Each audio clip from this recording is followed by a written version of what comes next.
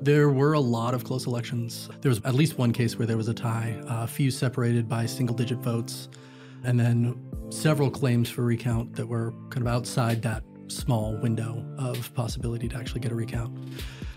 I worked a couple recounts. The process is a lot more labor-intensive than I think people give credit. It's usually quite expensive, and the reason it's expensive is because the person requesting a recount has to pay for the whole operation. There's about a week, 2 weeks of prep work before you have your attorney and the candidates and any other representatives appear for the formal recount.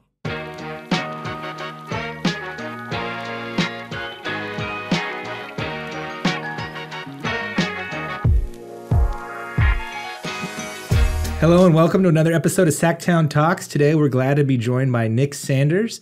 Nick, how's it going? Thanks for joining us. Thank you for having me. Well, Nick, I know last time you were on, for those listeners who don't know, Nick is a political law attorney, so we're going to talk all fun things political law today. Last time you came on your show, you had some breaking ideas that, cost a lot of people a lot of money. I guess we're going to try to avoid spitballing ideas this time. Last time we came up with some litigation ideas that seem to have expanded the time frame for gathering signatures for a number of different efforts. You did the numbers? Was it 35? What was it? The sports betting one was at least 350 million. Yeah. So yeah, a lot of money went out there for a couple guys just talking random ideas. Yeah. So this time let's try to, keep in the box a little more, Structured discussion. Yeah. We don't want to make these consultants too much money this time. So keep your ideas to yourself. But how's it going? I know you've had a little bit of a job change recently. Can you kind of tell us what you're doing and where you're doing it? I did. I opened my own firm, solo shop right now, called Sanders Political Law. We focus on election law, political law, campaign finance, the same sort of thing I've been doing for my entire career, but now just with myself out here in Sacramento. One of the hardest things to do when you start your own business is come up with a name. How did you come up with this name, Nick? I dove deep into the different possibilities. Yeah. And I decided to be a little creative. Creativity was warranted. That's good. It's memorable. It's a good, it sticks in your head, Exactly. So it's good. Yeah. And it's not a generic name at all. So no, I don't think, is there another Sanders political attorney, out there? So. Probably at least a dozen, somewhere around the country. That's a bummer. So, we just had an interesting campaign season. We had some of the closest elections a lot of us can remember. I think Alex Vassar has said that, by percentage wise, maybe the closest.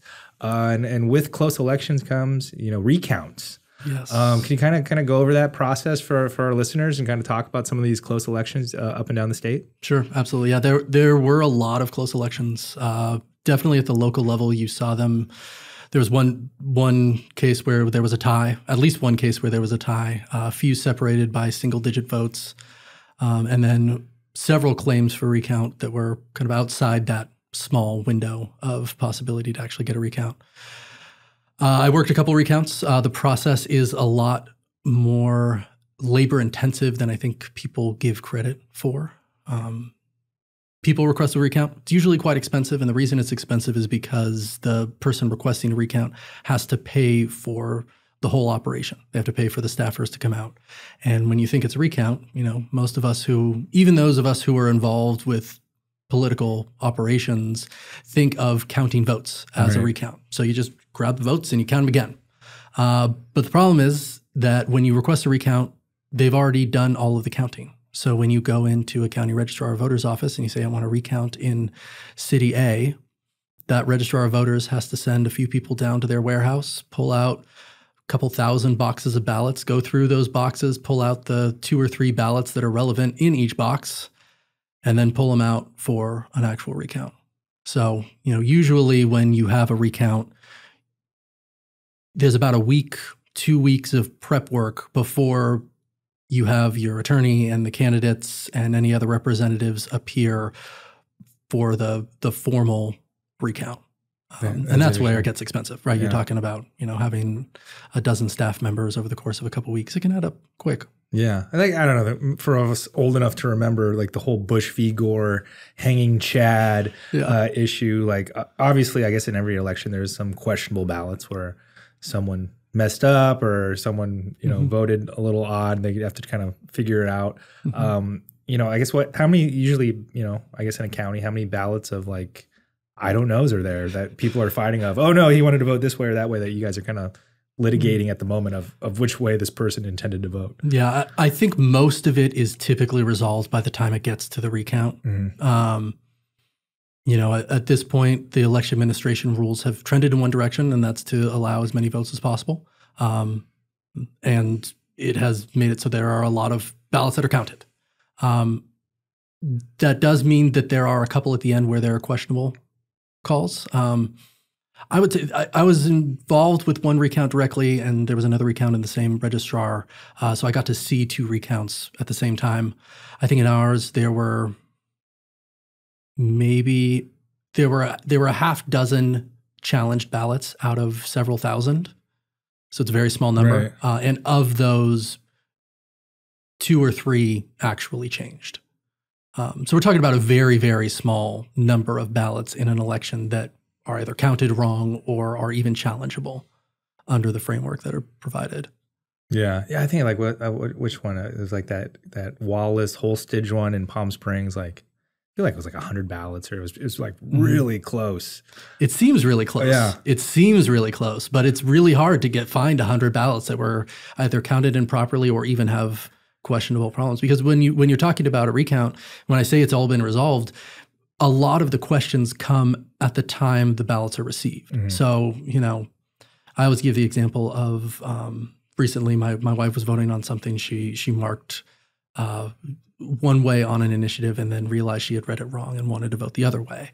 So I told her what you have to do is you have to cross out your first vote, mark in the vote you want, and then you should write, I intend to vote X way. Right. What'll happen is that her ballot got kicked out of the ballot counting machine. So someone in the registrar's office goes and picks up her ballot, sees that she intended to vote a specific way, and then they copy over her whole ballot into a new ballot. And that new ballot that's called a remake is then run through the system, and that's how the votes are counted. So oftentimes you don't get to see that original ballot. Right. When you're even doing the recount, and it's been resolved at that point. If you can't tell, right, if she were to have just marked both, then they would have thrown it out. There are very clear criteria that registrars follow. They have, if you ever go to a recount or a canvas or something like that, you'll see posters on the wall where they show you how they make their determination. So like if you cross out one and one is bubbled, they say, just as a matter of uniform policy, we're going to choose the one that's bubbled and not count the one that's crossed out. Yeah. And they have, a dozen different regimented things to make that decision. But if there's a question, they typically say, we're not going to count this as a vote one way or the other. Right. So it's all resolved, right? One of the common things we're hearing recently at election time is it takes so long to find out who won, to count the votes.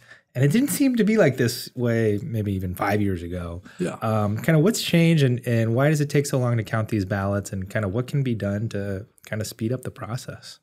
I'll take the first part of those questions first. I think that it's vote by mail ballots.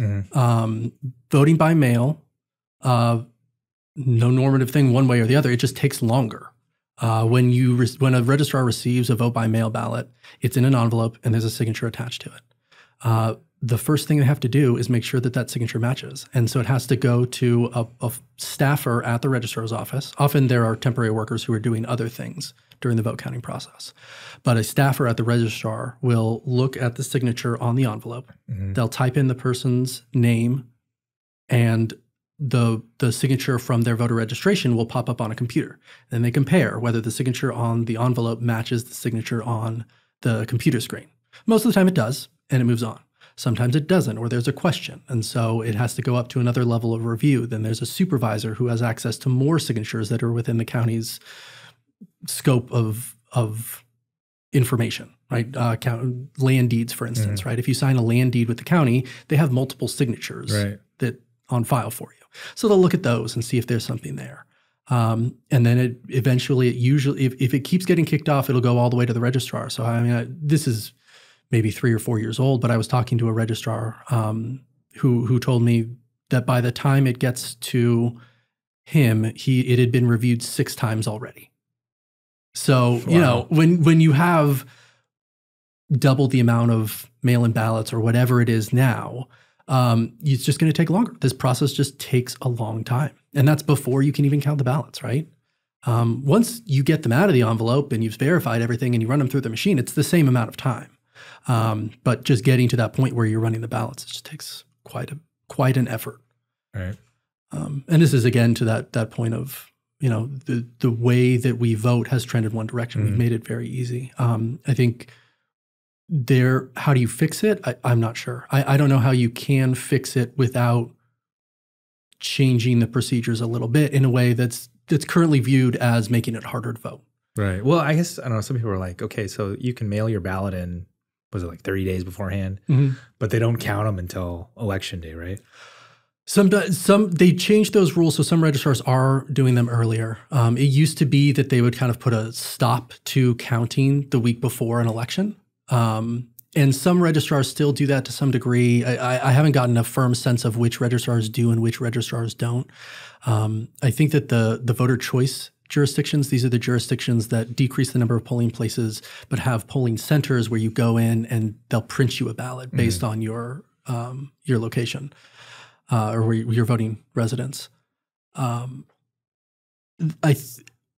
Just anecdotally, I've seen some of those registrars stop counting before the election, because what'll happen is when you go to the voting centers, the person at the voting center has to look up your information on an iPad, and there's some question of like, well, is it uploaded properly? Are those iPads getting the right information? Because you don't want people to send in a vote by mail ballot and then go vote, Right. Which is,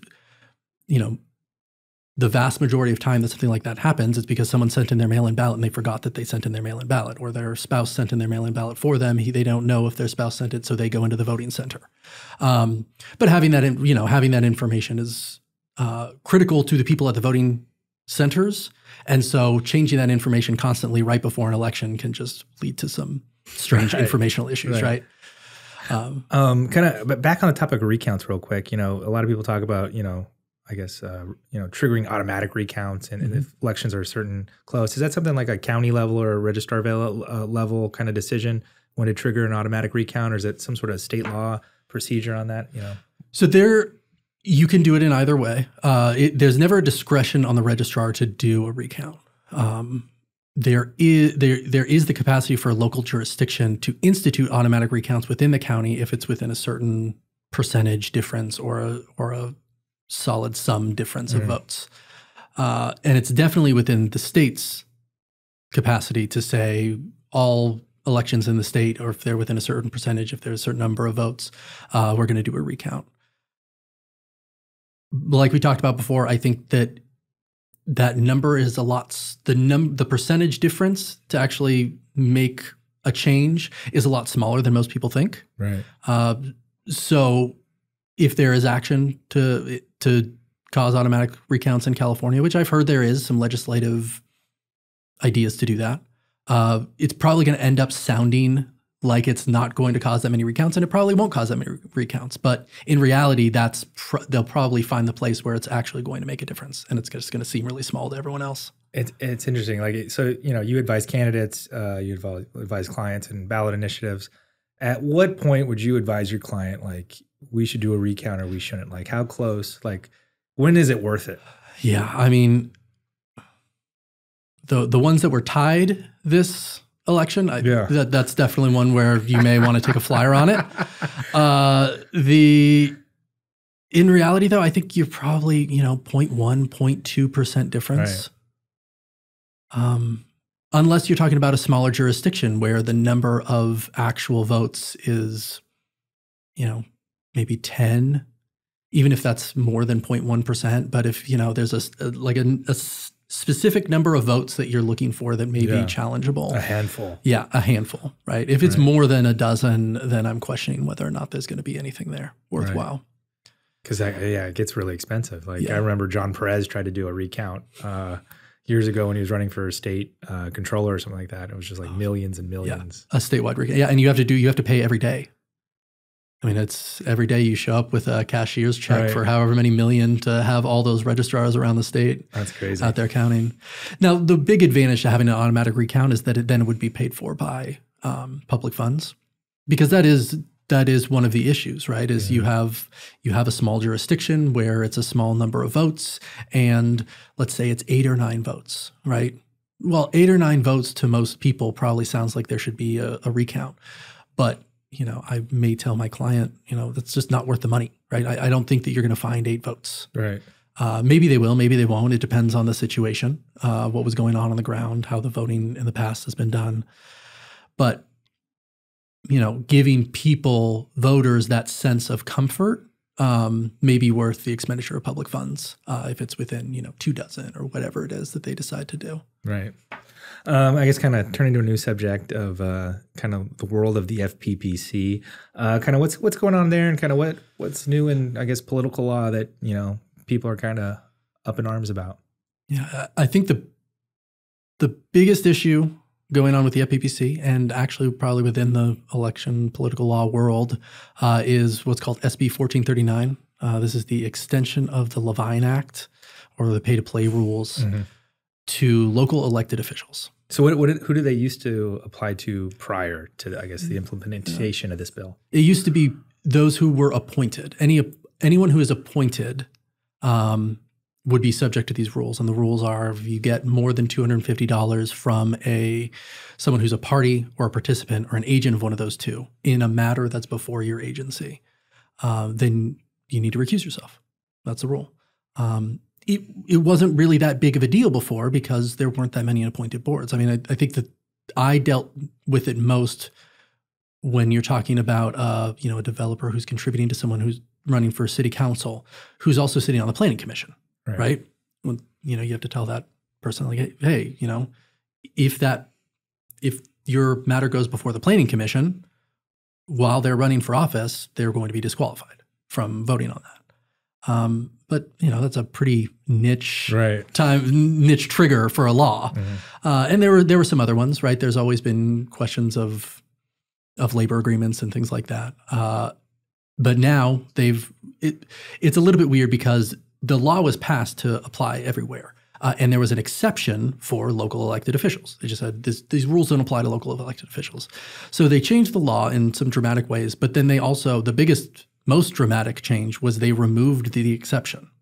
And so now all of these rules are applying to these local elected officials who, I think from my experience, weren't really given a whole lot of warning to this. I think they really started paying attention in December of last year, and it was going to go into effect in January of this year. And, the panic kind of continued December, January. How is this going to affect us? What does this all mean? It's died down a little bit. But I think the problem is, and maybe one of the reasons it's died down a little bit, is because we don't really know all the answers yet. The FPPC has for a few months been coming up with draft regulations, which is an arduous task. They first came out with draft regulations in February. They had their pre-notice discussions. The FPPC chair is a former political law attorney. He was a partner at a very good law firm. He knows his stuff. And they went into very clear, granular detail on what each thing meant, and these are major regulations. So they're back to the drawing board. Earlier last week, they came out with a new set of draft regulations that will be considered by the FPPC next month. There are some things in there, a lot of things in there that address commissioner concerns, some things which don't or may raise commissioner concerns. So it could be that they're adopted. It could be that they go back to the drawing board and try again later. But at this point, we have some clear answers, but those are fewer than we'd hope. And so what kind of, if a city council person gets more than, was it $200? $250. $250 from an individual, they have to recuse themselves from voting on any, I guess, matter involving that individual? It's technically a license, permit, or entitlement for use. Contracts are the big one, right? Contracts and permits are where it's mostly going to come up. So if we stick with the developer context, because we brought that one up earlier, right? If you're talking about all the development agreements that are going on, right? That's a contract, right? Yeah. Clearly, if the developer company is entering into a contract, they are a party to the contract. So if they've given money, if they've given more than $250 to a city council person, that city council person cannot vote on the matter. There is a cure provision. I don't think we really need to go into that right now. I guess that's interesting because like some cities have like strict caps, right, on giving limits, and others don't. But this is kind of putting it in a de facto giving limit statewide to city council members. Yeah, there are these provisions in the Political Reform Act, which I kind of call soft contribution limits, right? They don't prohibit activity, but they end up prohibiting activity. The $250 limit, depending on how it is interpreted, is going to end up being a soft limit for maybe a small population of contributors or maybe a large population of contributors. So it's a little unclear still how it's going to shake out. I think it's a little smaller than I originally anticipated, but it's still going to be a sizable population. The $50,000 threshold for disclosing individual contributors on the face of campaign ads, right? That has acted as kind of a soft limit for a lot of contributors who don't want their name on a ballot measure ad, right? There are things all around the law where you see these, it's a disclosure requirement at the end of the day, or it's a recusal requirement, but it just kind of mucks up the system for people who would otherwise be involved in the process. That one council member who is going to vote against you, you just give him $300. Yeah, recuse himself. Yeah, there are certainly games which can be played. Yeah. Oh, that's interesting. Yeah, but I think for me the biggest, I wouldn't really call it a surprise because I would have said this immediately, but maybe I'm surprised at how quickly the uniform idea has come out. But what this means is that you're just going to have a lot more independent expenditures, right? All these contributors who would have otherwise contributed to a supervisorial candidate or to a city council person, well, they don't want to risk having something go before that city council person or supervisor 8 months from now. They may not know then. So why even cross that bridge? Why not just do an independent expenditure? Yeah. So if I gave you $300, you'd have to recuse yourself. But if I spent $3 million running commercials and mailers for you, then nothing. Nothing. Not a problem. Yeah. That's I guess the reality of the day, huh?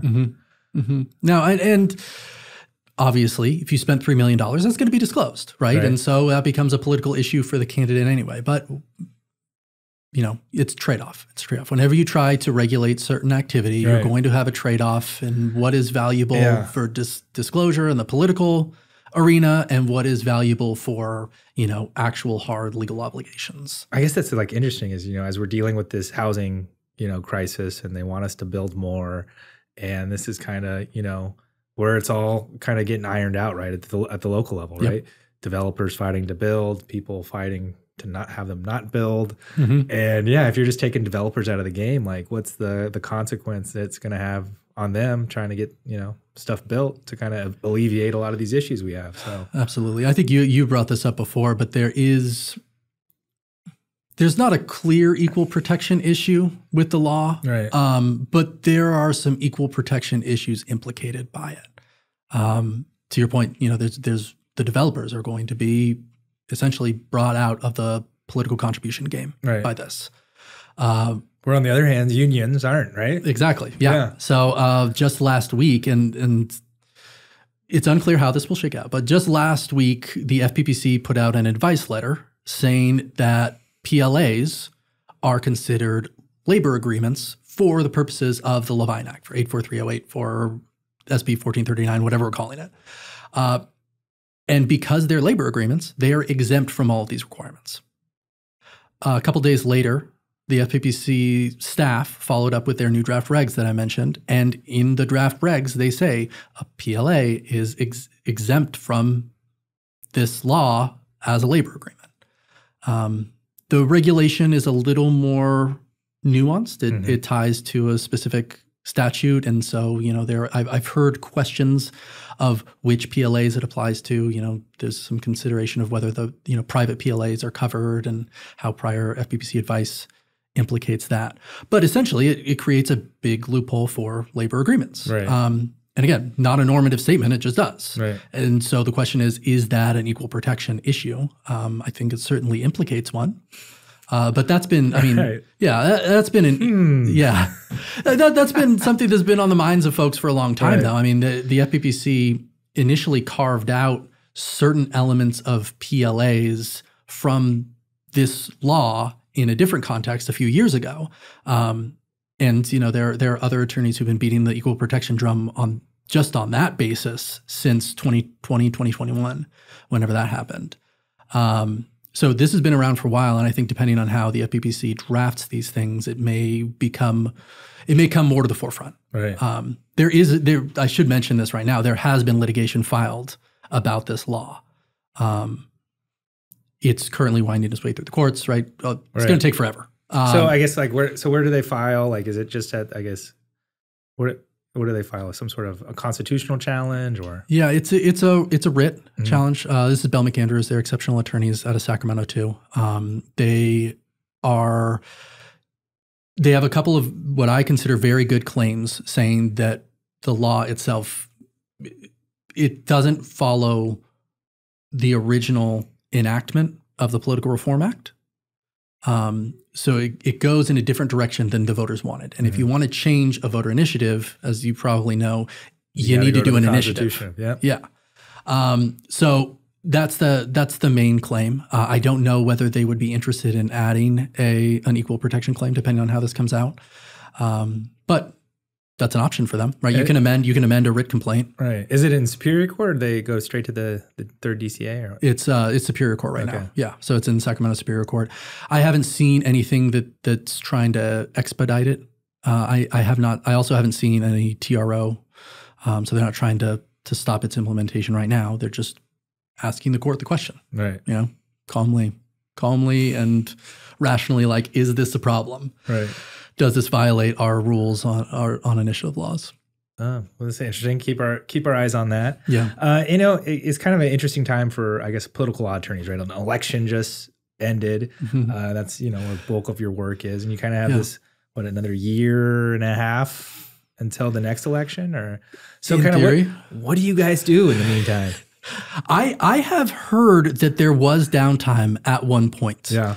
That it used to be in the long ago, in the before time, you would have off-election years off, but that is not the case anymore. Obviously, 2021 had a flurry of recall activity and other issues. There were court cases about whether or not you had to turn in your petitions on the date or not, based on our conversation. So there's plenty to do in 2021. And this year, it seems the same thing. People are just very active. People want to be involved with politics.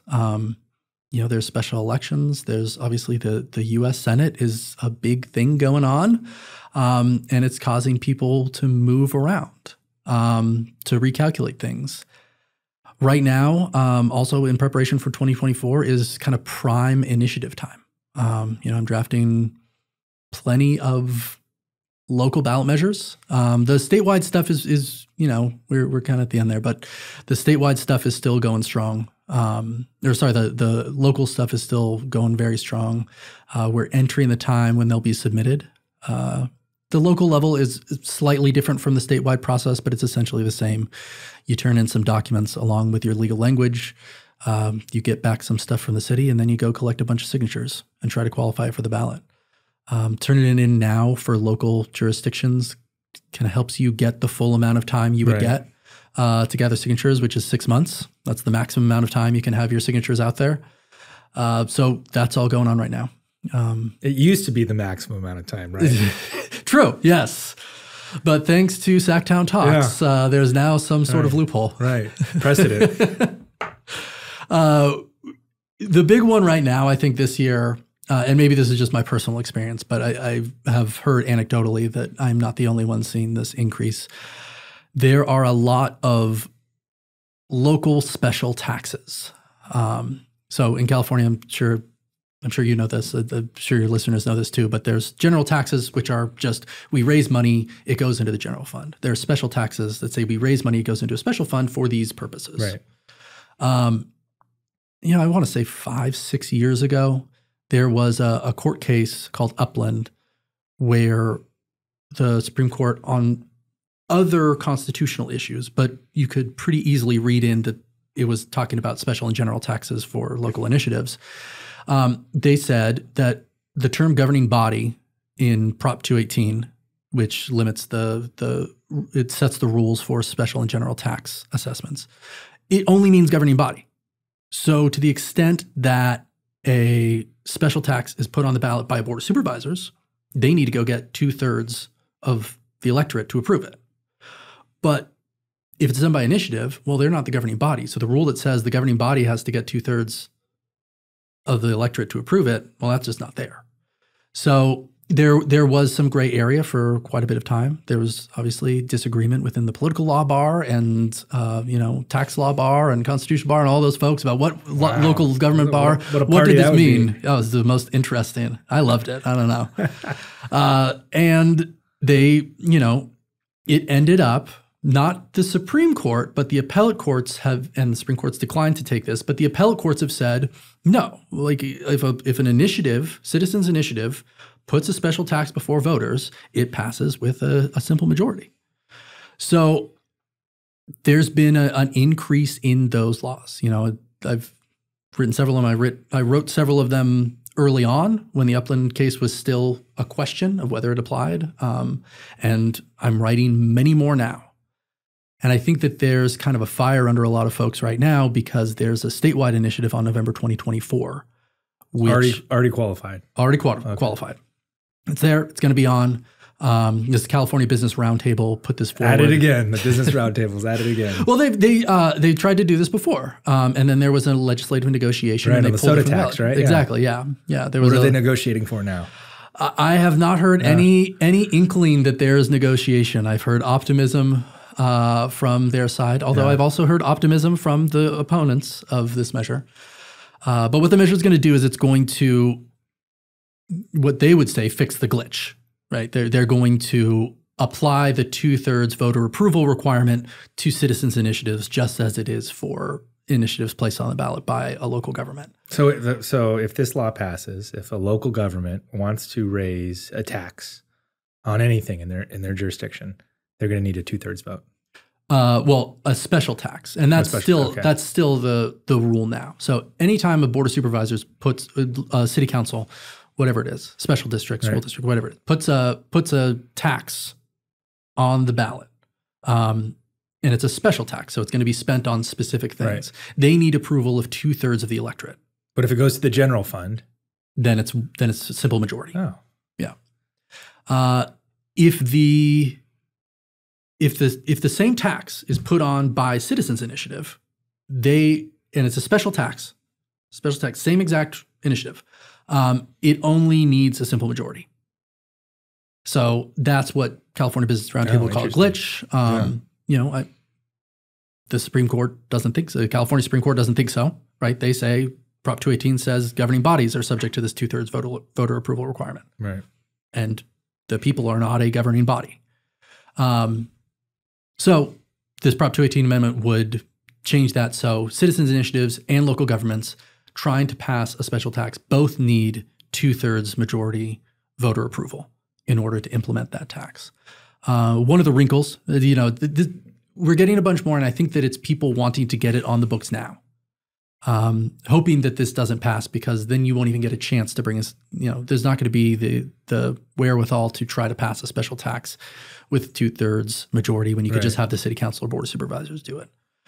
So there's been a push this year, I think, to try to qualify those initiatives. Right. But they have to be citizen driven, right? The city council can't put it on. No, they actually have to go out and get the signature. Yeah, and definitely not, I haven't had to caution any clients on this, but just to be clear, the city council can't just hand it to a citizen and say, go do this. You should do this. Yeah, exactly. Yeah. Everything I've worked on has been purely citizen driven, or a group that wants to qualify something to fund something specific. The Prop 218 amendment that's going to be voted on in 2024 does have an interesting provision.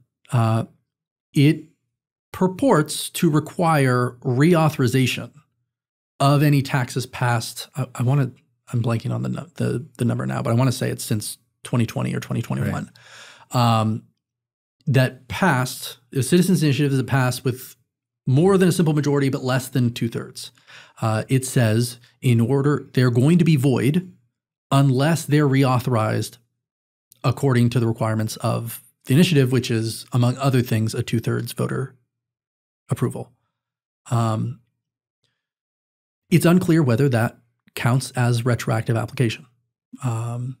I know that if you ask some attorneys, they say it's absolutely not retroactive application. Some say it is. I fall right now on the I'm not sure spectrum. Mm-hmm. Obviously I have several that open to work for either side on this. Well, no, I have a lot of taxes that are out there that have been passed or may be passed this next cycle in March. And,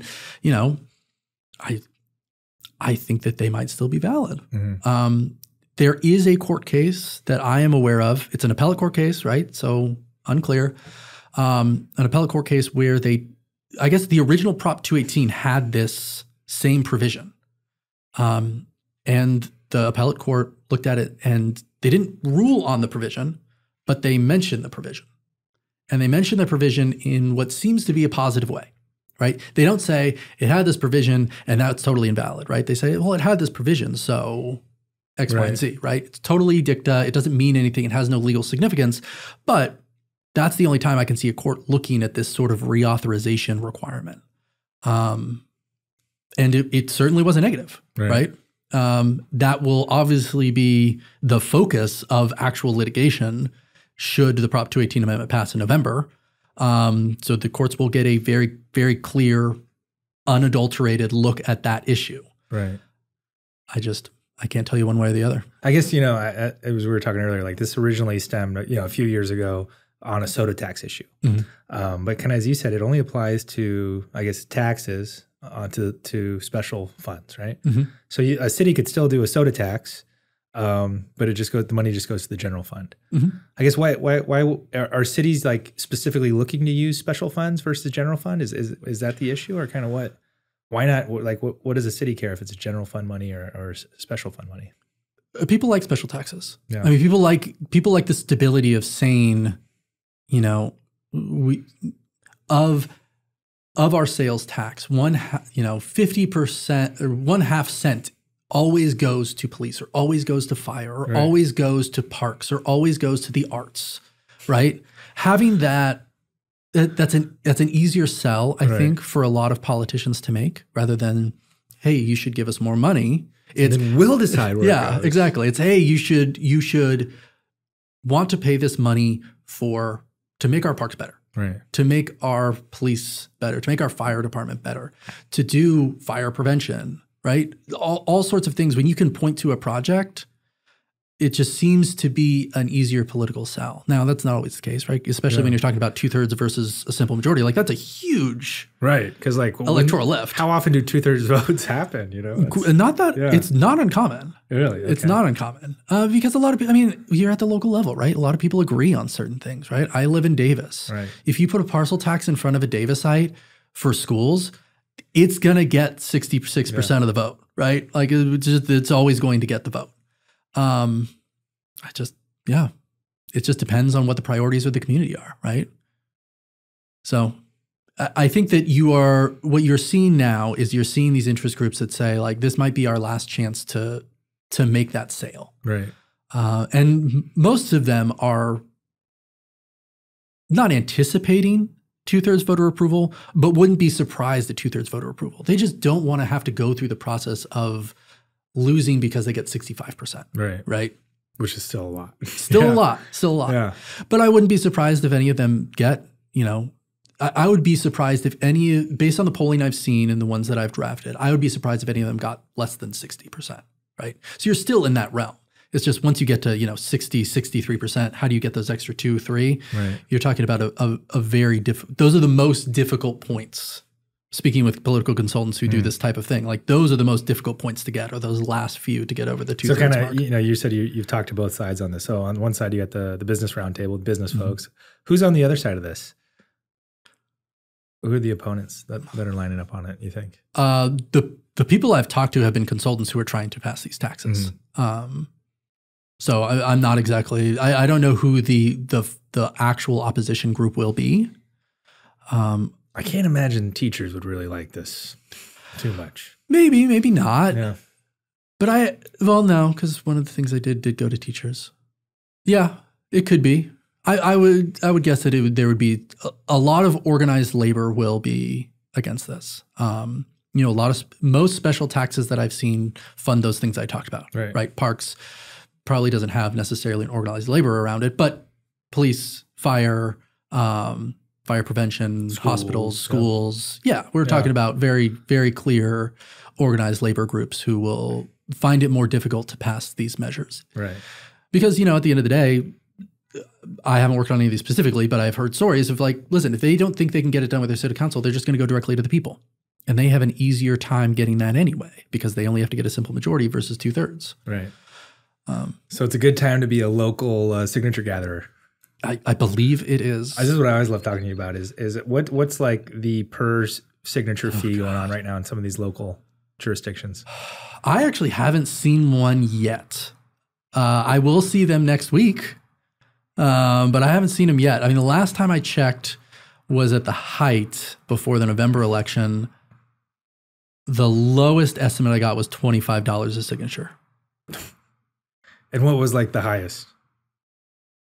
I don't even remember the highest. Really? I would say it was probably like in the 30s. 30, okay. Yeah. Because I took the $25 per signature one to the client and they said, no, thank you. We will shut this one down for now. Wow. $30 a signature. Yeah. That's good money. There are a lot of things playing off of it too. There's a labor shortage. I know some signature gatherers were shipping people in from Texas, Ohio, all over the place because it is an art. Yeah. It's definitely not a science. It's an art, gathering signatures. And if you have good signature gatherers, that's hard to come by. Right. So you're shipping them from all over the United States. So there's that increased cost. AB5, I don't know if you guys have talked about AB5 in a while on this podcast, but what is that? that made signature gatherers employees. Right. So, for years, I know the legislature has been trying to get rid of per signature payments. They've gotten most of the way there, right? There's still obviously bonuses applied, I'm sure, to signature gatherers. And if these to get signature gatherers are actually following the law, which I doubt they are. Yeah. Well, the circulators are because they don't want to get popped for improper employment practices. So they're paying their employees as employees. Right. It's just they're probably also bonus. I imagine there have to be bonuses for gathering the most signatures or a certain number of signatures or something like that. Right. I don't know the details of it specifically because that's not my contracting. But I have to imagine that, no signature gatherer is going to come from Ohio if they can't get a big bonus for getting more signatures than everyone else, right? You never know. I don't know. It's kind of like they might just California. They like the rush, sunshine. Yeah.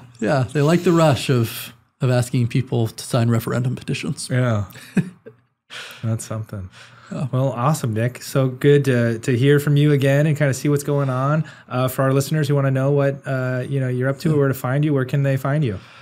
My website is sanderspoliticallaw.com and email, Nicholas, Nicholas. There it is. sanderspoliticallaw.com. That's great. Well, thank you so much, Nick, for joining us. And listeners out there, if you guys have any political law issues, please feel free to contact Nick and give him some work. Thank you, Nick. Thank you. All right. Sounds good.